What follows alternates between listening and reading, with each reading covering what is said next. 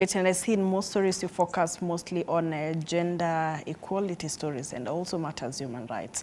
How has it had impact so far? So with our global program, which is part of the Moth, we have many stories that are focused on women and girls. And advocates, activists, and change makers are using their personal stories in their work and telling them to change budgets and laws all over the world.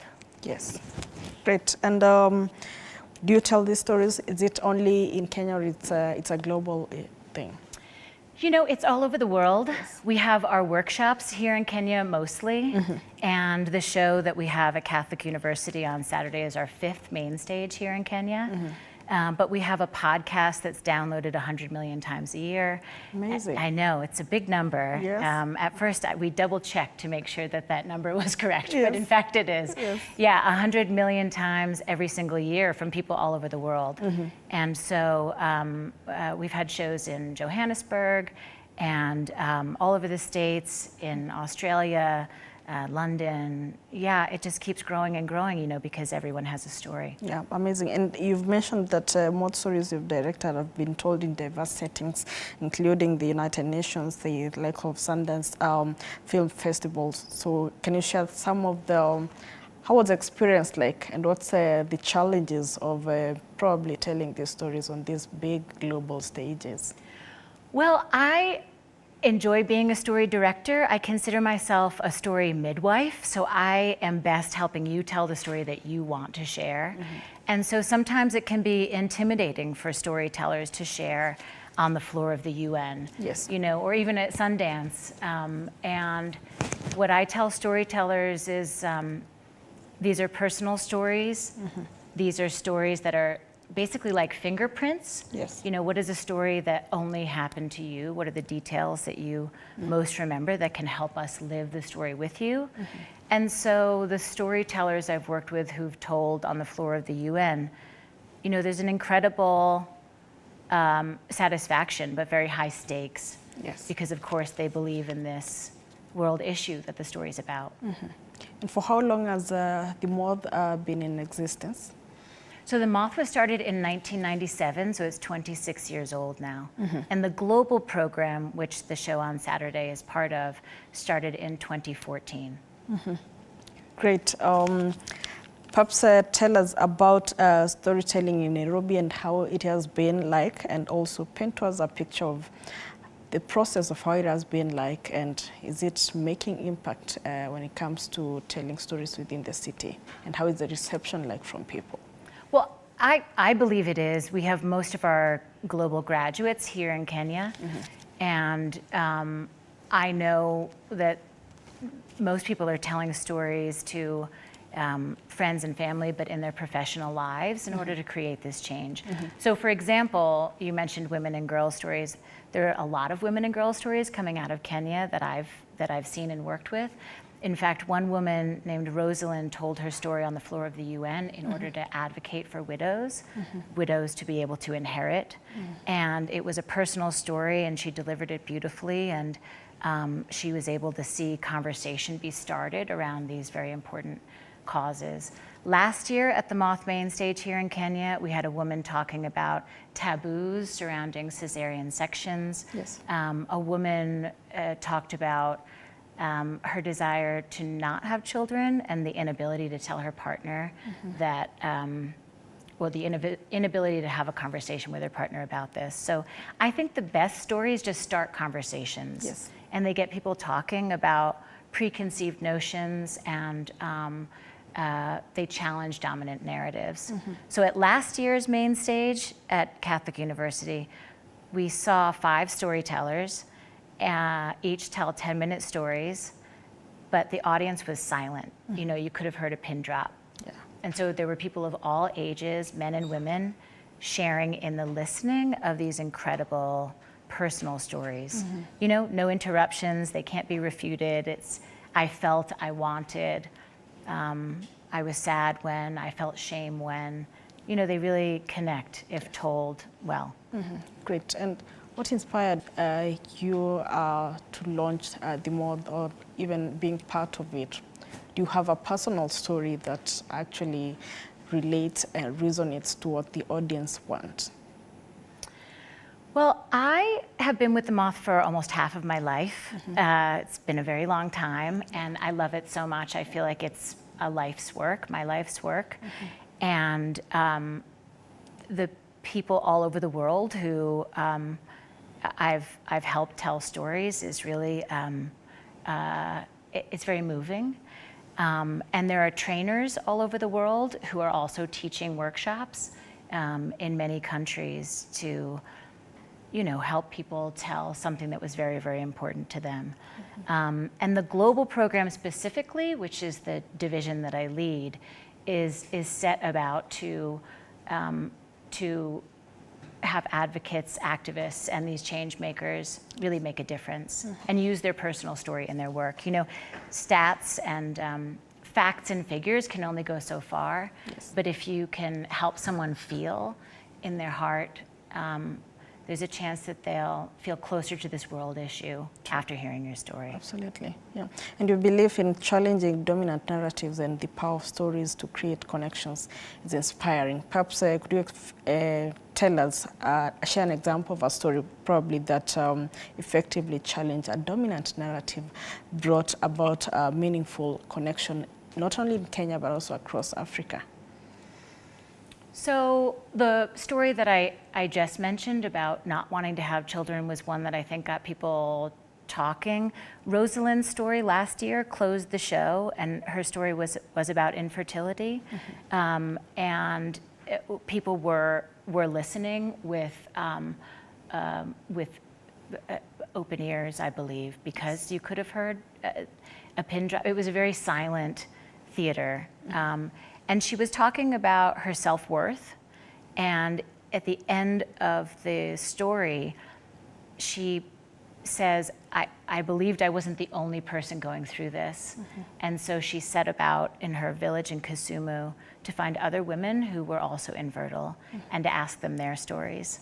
And so, in fact, she found community with people who had a shared understanding of an experience.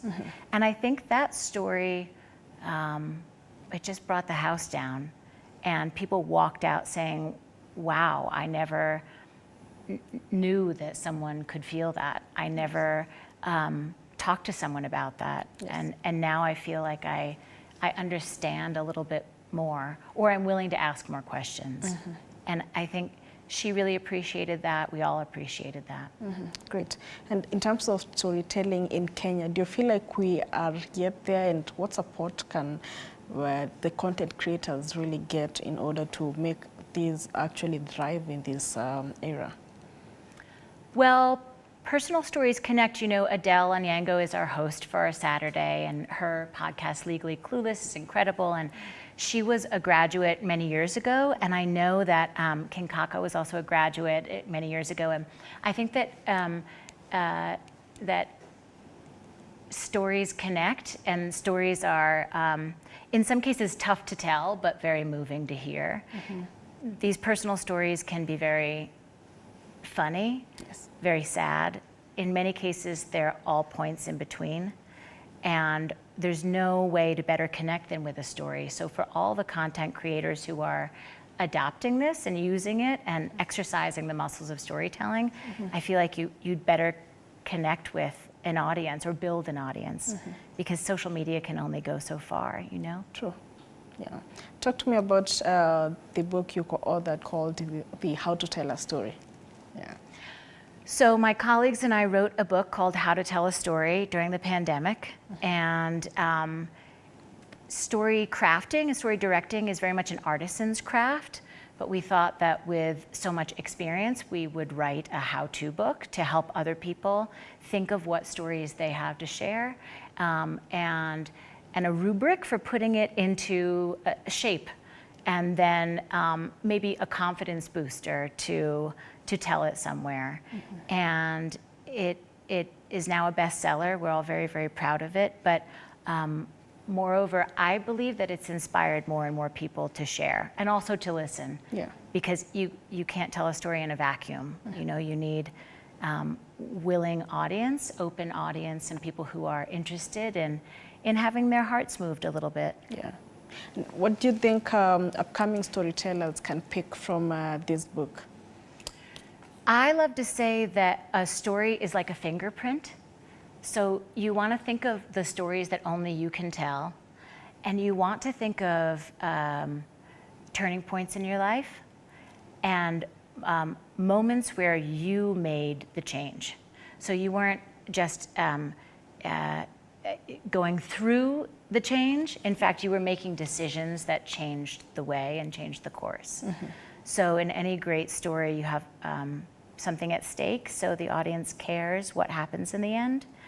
And in this book, we help you to figure out what goes in this particular telling of the story versus a different telling. So for example, the 5-minute version, the 1-minute version, yes, the feature film length version, you know, how to figure out what that backbone is so that you're telling a single story. Mm-hmm. But it's a good read, it's fun. It's also got a lot of anecdotes and breakout boxes on how storytelling can be used in everyday life. Mm-hmm. Like for example, on dates. Mm-hmm. Lots of storytelling used on dates, sometimes yes, not very well, mm-hmm, sometimes very well, which yes, would cause a second date. Yes.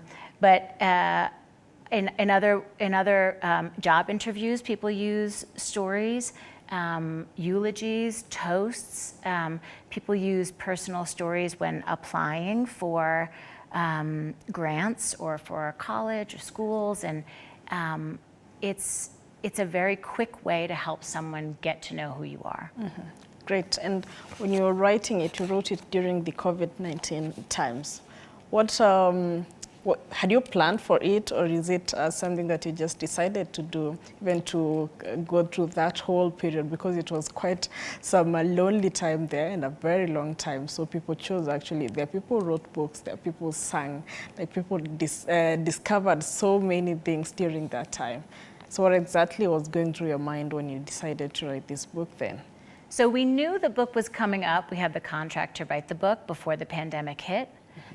And then the pandemic was a terrible and trying time, but it was also in some ways the perfect time to write this book, mm-hmm, because the writer's room was basically a Zoom forum. Mm-hmm. You know, so every day we would be with colleagues and pulling out first drafts of pieces we had all written, mm-hmm, various chapters. And we would come together and say, how does this sound? What do you think? What are we missing? How should this be ordered? You know, it was really built from the ground up.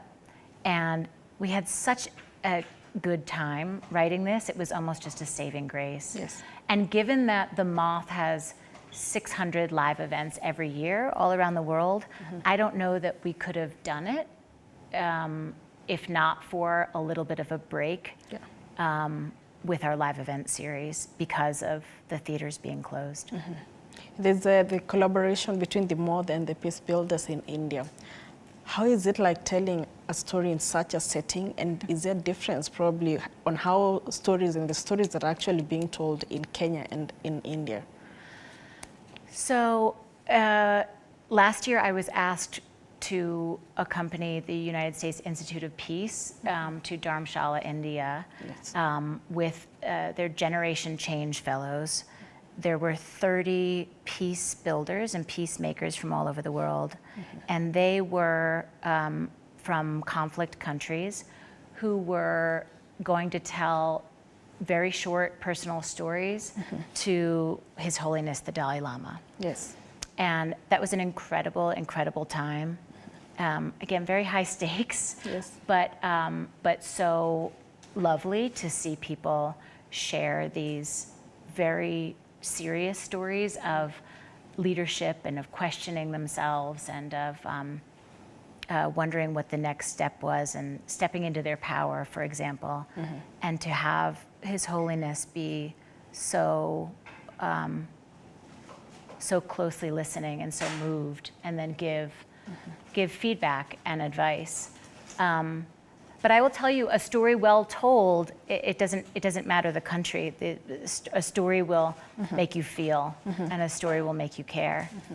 So I think the stories told from all of those countries were equally moving. Yeah, great. And you've told stories in very big stages, and so now how could you elaborate to us on the concept of taking storytelling to unconventional places and the reactions you've observed in different places so far?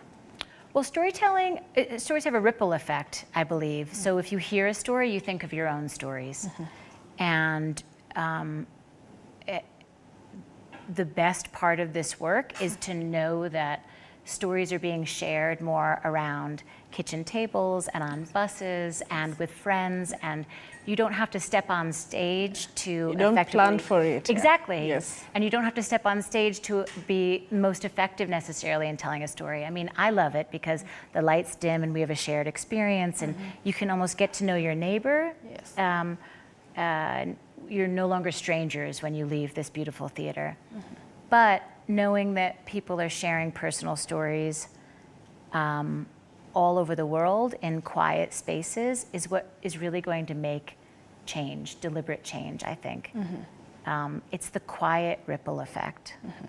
Great. And probably tell us about the event that is to happen tomorrow and what people can expect from it. Great. Yes. So the event is called the Moth Main Stage, and it's on Saturday at Catholic University.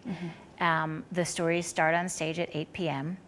So Adele Onyengo is our host. Yes. And we have 5 storytellers, each telling 10-minute stories. And the theme of the night is power and possibility, which means that the stories are all about taking a risk, stepping into the unknown, Yes. claiming power, attempting to be your best self, and what is possible when you step out of the shadow and into the spotlight. And so we have some very funny stories. We're going into the rehearsal later today after I leave here. We have some stories from youth, they're all adults telling stories, but the stories happened when they were kids. Yes. And some are more recent, a few years ago. So I think the stories will really be fun and deeply moving.